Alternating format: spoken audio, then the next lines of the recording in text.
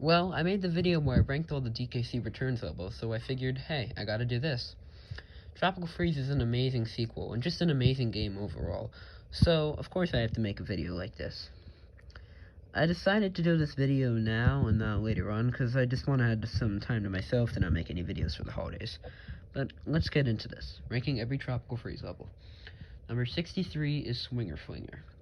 Swinger Flinger is my least favorite level because, well, I don't really have a reason. Unlike Returns, I can't say that there's any bad levels in this game, just one that are alright. Swinger Flinger is the first tempo level of the game, and it's one of the easier ones. It has you waiting on platforms that are moving and avoiding spikes and just swinging spikes, but that isn't too interesting compared to some other ideas here. The music is nice, but nothing fantastic. Number 62 is Slippy Spikes, yet another Kong tempo level, but this one comes all the way from World 6, and for being so late into the game, you'd think it would be harder, but it really isn't. For the most part of this level, you're just avoiding the spikes on the floor, and everything moves up and down here.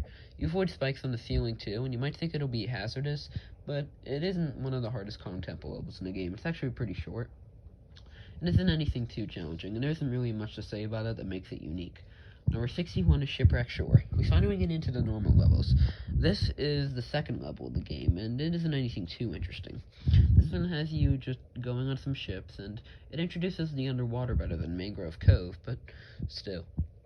It just isn't anything too interesting, and what hurts most about the level is that it just has Mangrove Cove, but a worse version of it that cuts out a little bit of it. It's not bad, and I do like that shortcut near the end with Stixie, where you spin over the water, but yeah, that's about it for this level. Number 60 is Canopy Chaos. This is the third level of the game, and it has you using Cranky Kong, who's a lot of fun. He's pretty fun on this level because there are a lot of enemies and spikes you can bounce off of. It's pretty cool. The music is also pretty catchy too. I can't say it's one of the best songs in the game, but hey, the song is an amazing soundtrack. It's a pretty fun one, but the best part is near the end where you go near the instrument in a secret area, and it plays the Donkey Kong Country theme, which is pretty cool, and it makes sense for a level about Cranky Kong. Number 59 is Zipline Shrine. That rhymes. This is the first secret level in the game. It seems to be a banana temple of sorts where you ride on ziplines. And while this isn't the best level in the game with ziplines, it is still a pretty cool one. What you're doing here is, well, riding on the ziplines, but there's some barrel blasts you have to make, and it's pretty cool how it takes place at nighttime. That's pretty unique. It even remixes the Jungle Jitter theme from the DKC3 GBA port, which is pretty cool. And overall, it's a nice level. Nothing too special, though. Number 58 is Precarious Pendulums. Yet another Kong temple coming straight out of the third world. This one has, what do you know, more spikes, but these swinging pendulum platforms. It could be a lot of fun in this level to pull off some shortcuts and such by just skipping a huge chunk of these pendulums. And I really like near the end where you spin so fast on one of them. It's a nice level. Number 57 is Crumble Cavern. Another pretty simple and straightforward secret level. This one has you going into a cavern with cheese and rats, which is pretty cool. There's some waterfalls, and, all the platforms crumble as expected, but what really shines here is the Cave Dweller concert remix. It's so atmospheric, and it's so close to being better than the original. This level is very creepy, but that can also make it fun. Number 56 is Current Capers. It's a water level, so of course it won't be that high. But one of the reasons why I put it so low is because it doesn't really introduce anything new. There's some urchins and, of course a lot of currents, but those can be kind of annoying to avoid, and they're already in another underwater level in the game. Not one of the better ways to go off near the end of Seabreeze Cove, but oh well. Not a bad level, just an alright one. Although I do like the Aquatic Ambience remix.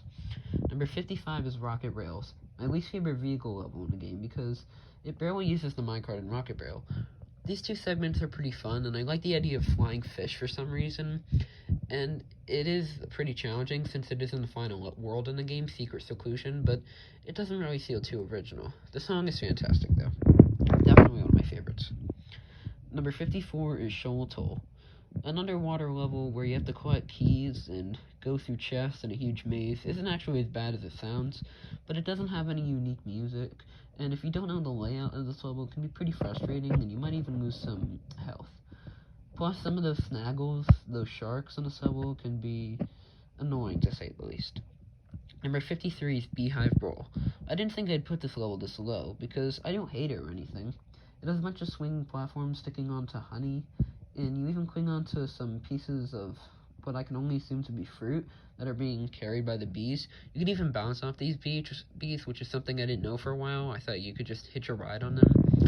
And I do like the song, it's pretty cool. It even remixes the Flight the Zinger theme from DKC2. And it's pretty cool how they reference those beehive levels, but I always found this one to just go on a little too long, and sometimes enemies would appear when I didn't expect them to. Still pretty fun though. Number 52 is Big Top Bop, and we finally got into the first boss level of the game.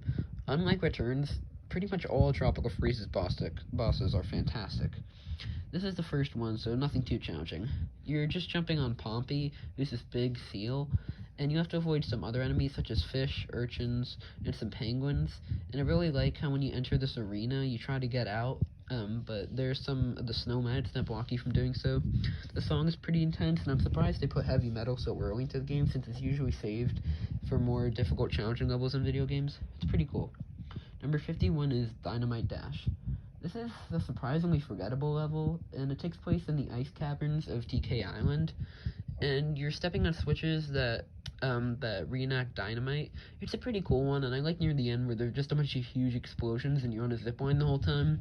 But I think what really killed this level for me from being fantastic is the song. It just isn't really that memorable. It remixes Run Rambi Run from TKC2, but I just never cared for the song. It just wasn't that interesting. And the level itself isn't anything too fantastic. Number 50 is Spinning Spines. Definitely one of the better Kong temples, simply for the fact that, well, the song is really great. I like how it remixes TK Island Swing, and the sinking lava near the end, while kind of out of place for the underwater world, it's still really cool. Some of the barrel blasts in this level can be pretty challenging, and near the end when the lava is rising up really high is pretty nice. This game used lava pretty sparingly, unlike Returns, so it's nice to see the occasional lava level every once in a while. Number 49 is Rickety Rafters.